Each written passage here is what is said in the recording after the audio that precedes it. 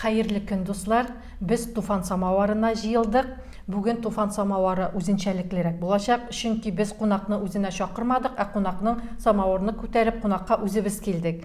Ягъни, мәсәлән, без ничек дип әйтик инде, энциклопедия институтында теге әңгәмә барышында, барысында аңлатырбыз.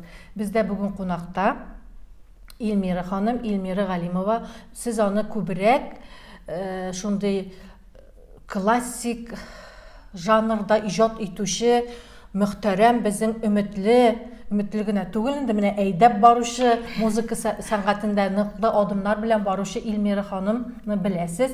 Әмма ләкин ул бүген безгә энциклопедия институтының директоры буларак чыгыш ясаячак. Әйме, менә шул турыда сөйләшәбез. Мин беләм, Илмира ханым, сезнең әле күптән түгел генә узган ел ахырында бик зурлап институтның 30 еллыгы билгеләп үтелде. 30 ел бит инде ул бер яшь кешенең гомере дигән сүз. Менә әлеге институтта сез үзегез дә хәзер җигелеп тартучы ханыма буларак шушы институт белән безне караучыларны таныштырып китерсез дип ышанам. Иң беренчедән, хәерле көннәр. Мөршидә ханым, сезгә бик зур рәхмәт. Безгә игътибар итеп, безнең институтны искә алып, шушы фәнни дөньядагы булган яңалыклар белән таныштырганыгыз өчен.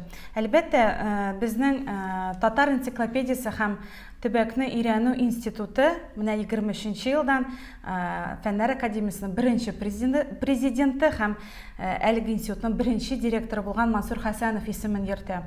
Һәм узган ел нәтиҗәләренә килсәк, чөнки мине инде әлеге институтка июль айында директор итеп билгеләделәр һәм менә шушы бар аз гына вакыт аралыгында чыннан да инде күп эшләр башкарылды.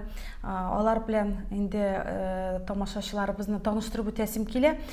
Сентябрь айында без узган елны безнең Фәннәр академиясенең академигы Мансур Валеевның 75 еллыгына багышланган Россия күләмендәге, Россия дәрәҗәсендәге фәнни гамәли конференция оештырдык. Һәм әлбәттә, әлеге конференциядә 100дән артык спикер катнашты һәм алар инде 12 регионнан Россия күләмендә булса һәм әлбәттә чит илләрдән дә чыгышлар булдылар.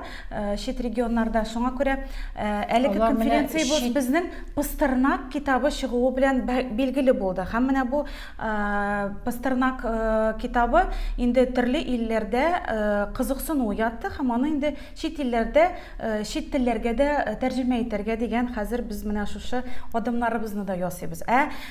Форумга килгәндә инде 30 еллык чыннан да институтның бу тормышында зур вакыйга дип әйтәсем килә. Пастернакны ачыклап бетереп китик әле, сез тәрҗемә итәргә дидегез, әйме? Аны сез Казанда тәрҗемә иттерәсезме? Ничек була ул?